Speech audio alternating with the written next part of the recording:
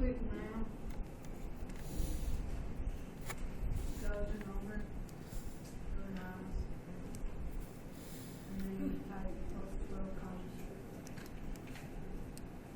Okay, so 6 is the GCF. Can you take out anything with the letters? Yes. What can you take out? Just an X. Okay. So I want you guys to see if you can figure out what should go in the parentheses. Mm-hmm.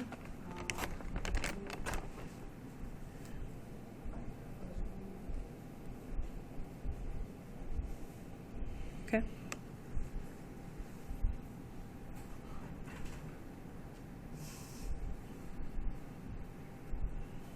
So 12 divided by 6 is 2. We had 4 x's. We took one of them out, so that left 3 behind. And then over here, we said 6 divided by 6 is 1. We had an x, but we took it out, so we didn't even have to write it. Okay. Over here, this is one of those trinomials. It's got 3 pieces, so we have to do the x. It does not have a number in the front, so we don't have to worry about taking a GCF out. It does not have a number in the front, so we don't have to worry about slide divide. This is one of the easier ones. We just have to find 2 numbers that multiply to 12 and add to -8. What's the calculator trick that we did for this? Y equals Okay, we go to the y equals 12 divided 12 divided by x. by, oh, it's x divided It's 12 divided by x, you were right. by. And then Second, second graph, okay. And we're looking for negatives, so I'm going to go up. And then what's the combination that will do it?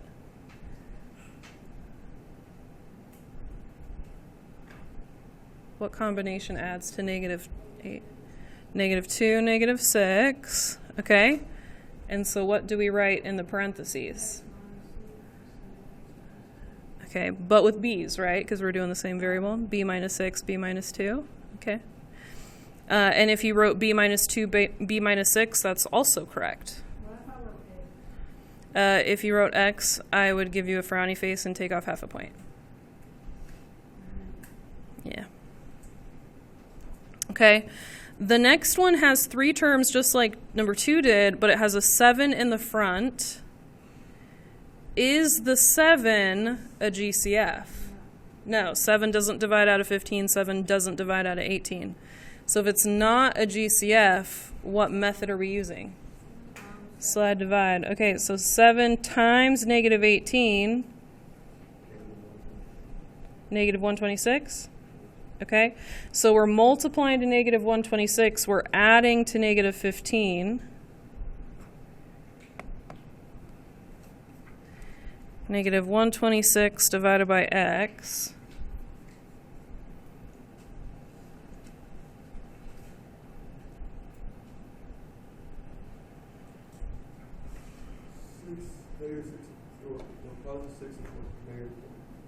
+6 and -21. Let me go this way instead. +6 and -21. Okay. Okay. So what am I going to write in my parentheses?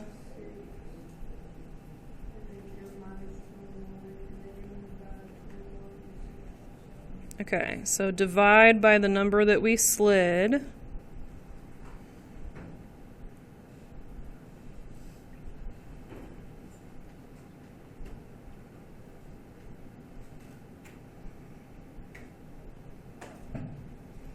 Okay.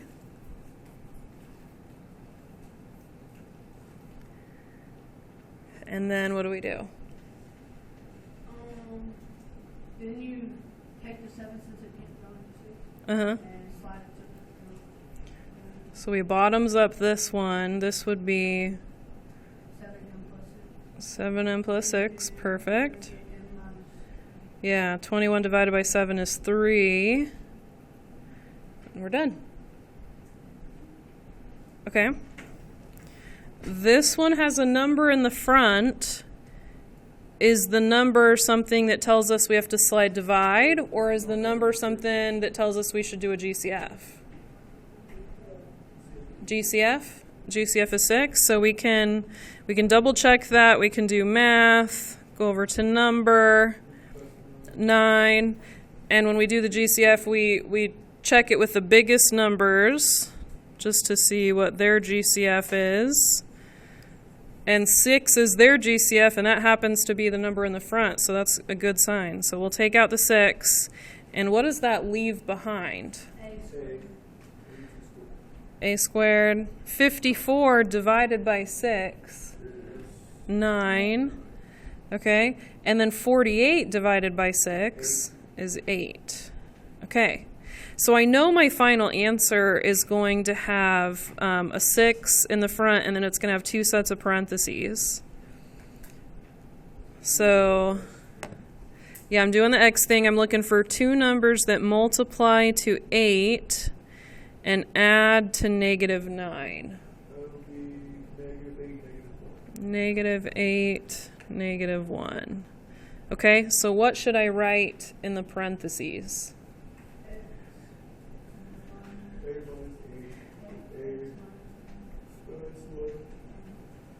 Yeah, okay.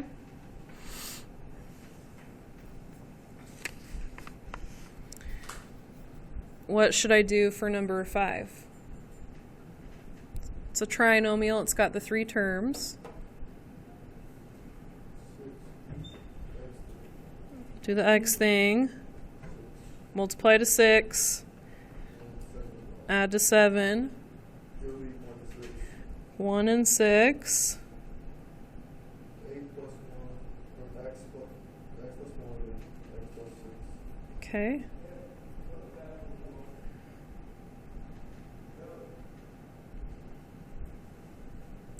This one's not a trinomial. This one only has 2 terms, so it's a GCF. How do we find the GCF?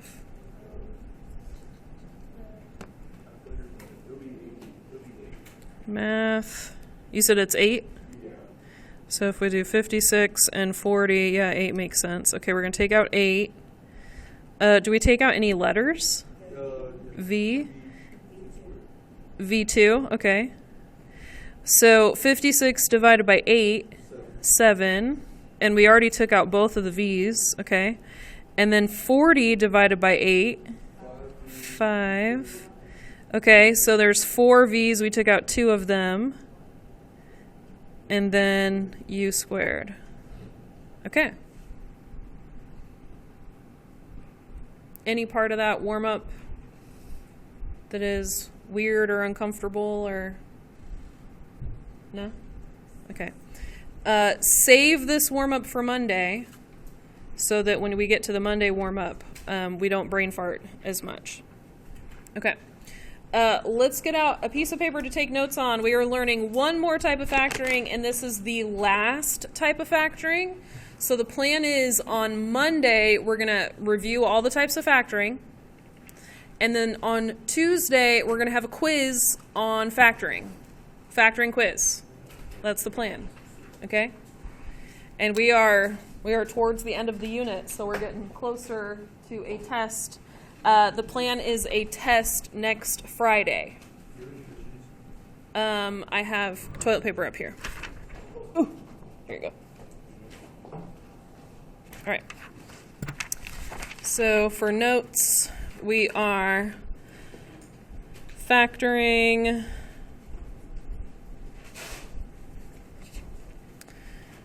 difference of squares. Difference of squares.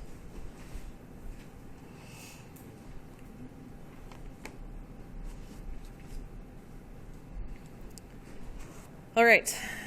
At this point, all the earbuds should be out. Cell phones should be away. Okay.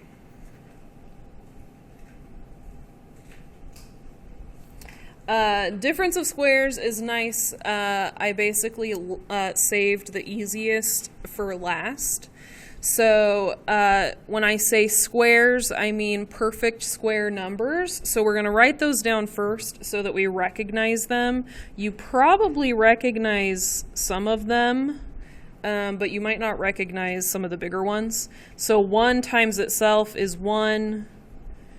2 squared, 2 times itself is 4. 3 squared is 3 times itself, that's 9. Anyone know what 4 times itself is? 16. 5 times itself. 6 times itself. Okay. 7 times itself. 8 times itself. 9 times itself. 10 times itself. 11 times itself. Okay. 12 times itself. 144. 13 times itself.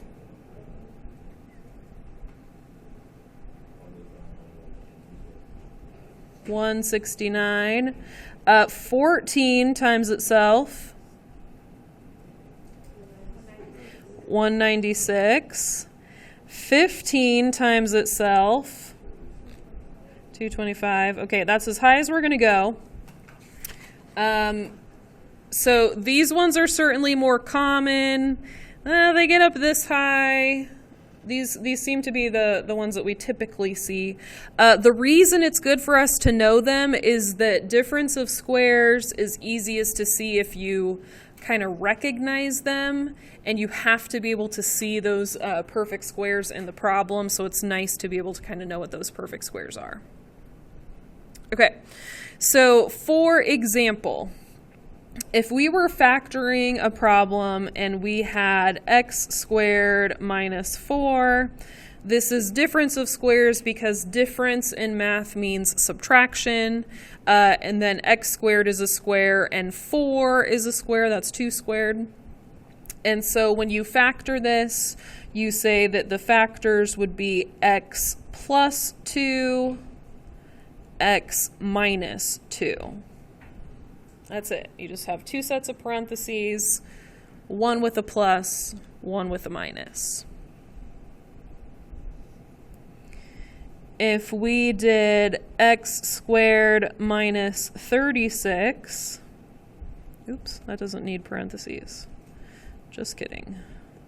If we did x squared minus 36, we would get x plus 6, x minus 6. Pretty exciting, guys. Yep. If we did y squared minus 81, we would get y plus 9, y minus 9. This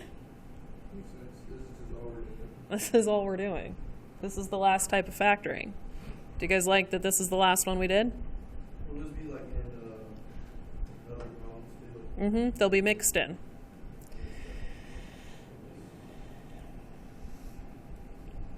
Okay, we're gonna get crazy with it. If we had 9x squared minus 25, now we got numbers for both of them. This would be 3x plus 5. See how I took the square root of both of them? Okay. And then it would be 3x minus 5. So if it's like a number from the x to square root? Yeah. Okay.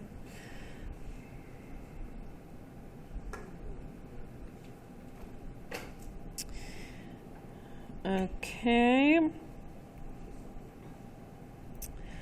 Let's say I had 121 x squared minus 169 y squared. 11x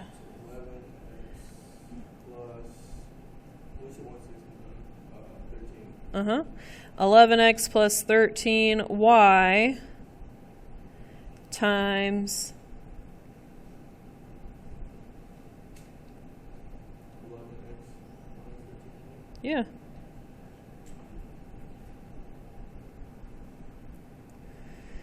Okay. So since the second has a Y, doesn't change anything? Mm-mm.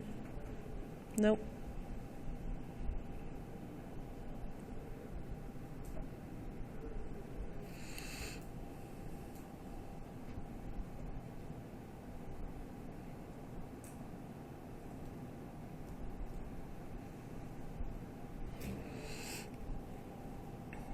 Okay, now this one's kind of strange. This one is m squared n squared minus 49.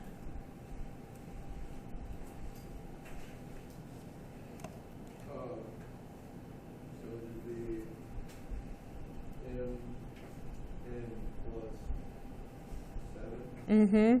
So mn, so since they're both squared, it would just be one of them. Mn plus 7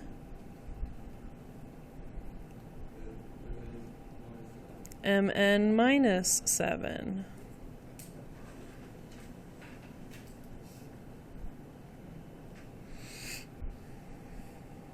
Okay, here's another kind of weird one. X to the 4th minus 9. X to the 4th minus 9. So it would be X squared Uh-huh. plus 3. X squared plus 3. X squared. X squared minus 3. Yeah. Okay. What about x to the 6th minus 225?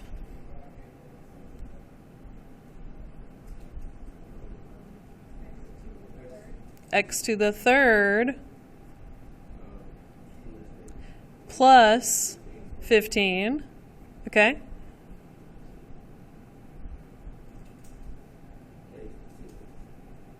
X to the 3rd minus 15. Okay. All right, I'm going to put a GCF in this one. You guys ready for it? Sure. Okay, we're going to do 72 r to the 6th minus 2 s to the 2nd. Okay. So, because there's a GCF, you can't see any perfect squares because they're hidden with the GCF. But what you can see is you can see even number exponents, 6 and a 2. And when you see even number exponents and a minus sign, that's a good signal that maybe it's difference of squares. So even exponents and a minus sign, I think, oh, it might be difference of squares. Now, anytime I see two terms like this, I think, ooh, let's go back to this warm-up. Anytime I see two terms like this, two terms like this, I think, oh, let's look for a GCF. I always think GCF is a good thing to look for anyway. Anytime I've got some numbers that maybe have something in common, but I always want to look for a GCF. So GCF is always a good thing to look for, but this tells me r to the 6th, s to the 2nd. That makes me think, ooh, maybe a GCF and difference of squares. Maybe two types of factoring. So let's do the GCF first. So I'm going to hit math, go over to number 9, 72 and 2, and what's my GCF? 2, okay. So I'm going to take the 2 out. Can I take out any letters? No. Okay, so 72 divided by 2.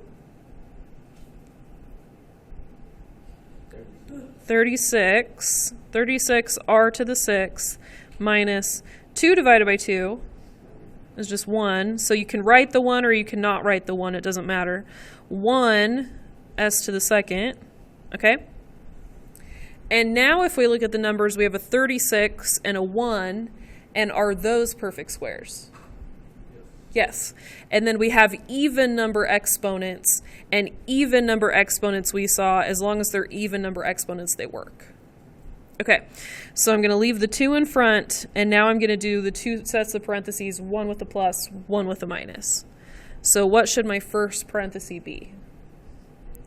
6 6r to the third plus 1s, okay? And then 6r to the third minus 1s. And you could have put 1s, or you could have just written plus s minus s. So you could put the ones in there or not put the ones in there. It would not make a difference in the problem. Okay. How do you guys feel about those? Yeah, they're not bad. Okay, I've got a worksheet for you, and we have 9 problems. We're going to do the front side of it. 9 problems. Can we do 9 problems before the period's over?